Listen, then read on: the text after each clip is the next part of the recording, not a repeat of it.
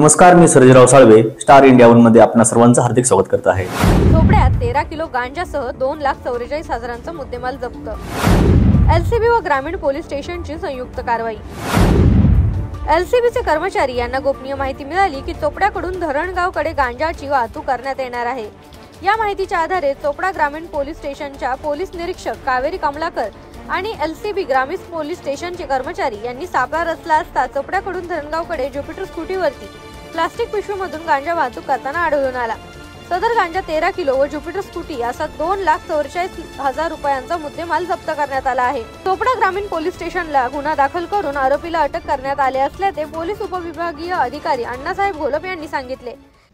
स्थानिक गुन्हे शाखेचे पोलीस कॉन्स्टेबल दीपक माळी आणि त्यांचा स्टाफ यांना एक इसम आपला चोपडा बाजूकडून निमगावाना या रस्त्याने गांजाची वाहतूक करत असल्याबद्दलची एक माहिती मिळाली होती। ती माहिती मिळताच त्यांनी ती माहिती आपले ग्रामीण पोलीस स्टेशनच्या पोलीस निरीक्षक कावेरी कमलाकर यांना कळवली।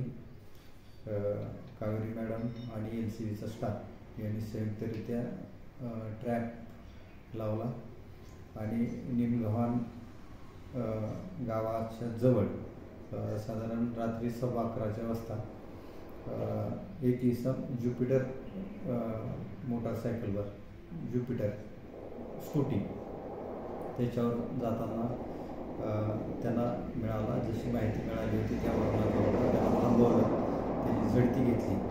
त्या गाडीच्या डिक्कीमध्ये साधारण आम्हाला 13.5 किलो गांजा, 1,34,000 रुपये गांजाची किंमत आहे।